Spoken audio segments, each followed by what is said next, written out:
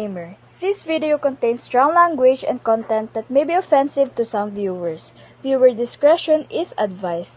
The opinions and expressions are for advocacy purposes only and do not reflect the views of all parties involved. Sa ating mundong kinatatayuan, ang mga tao ay magkakaiba. Sari-sariling wikang ginagamit at may kanya-kanyang kulturang kinalakihan.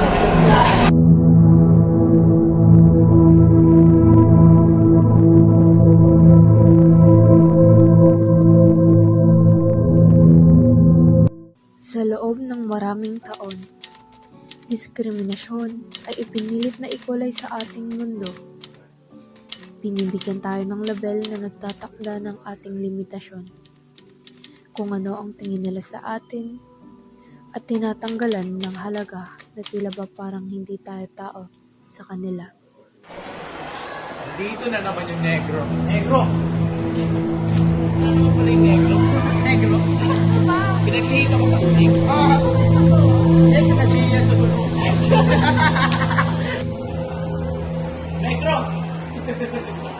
Tama na! Ayoko na! Tigilan niyo ako! Tama na, please! Kulay ng aking balat ang lagi napapansin nila kaysa sa aking kakayahan. Kaya minsan napapatanong ako sa aking sarili, tao pa ba ako sa paningin nila? Maraming nanghuhusga sa aking mga tao dahil sa aking kulay at accent. Madalas din akong pinukutya dahil dito. Hindi nyo ba nararamdaman ang sakit na dulot nito? Sa palagay ko, kaya maraming lumalayo sa akin dahil sa kulturang kinalakihan ko. Kailan ba naging mali ang maging iba? Sa kabila ng hirap at sakit na dulot ng diskriminasyon, may pag-asa pa rin.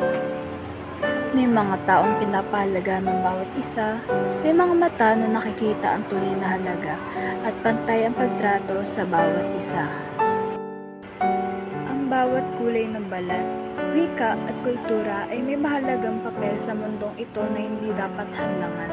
Sa halip, ito ay dapat payabungin at ituring na tulay patungo sa mas maunlad na bukas. We are all unique in our different ways. Ang aking wika ay may dalang kultura at kwento, at lahat tayo ay may boses na dapat pakinggan. Hindi hadlang ang aking kinalakihan. Ako ay may halaga at karapat dapat respetuhin ng iba. Ang laban nila ay laban natin lahat. Tayo ay magkaisa at magtulungan na puksain ang diskriminasyon. Ako ay kasama sa isa sa inyong kaagapay patungo sa mundong makabuluhan at sa mundong may pagkapantay-pantay. Ang pagkakaiba ay kayamanang taglay ng bawat isa.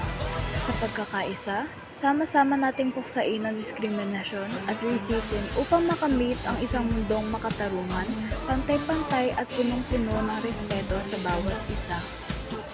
So, peace and respect.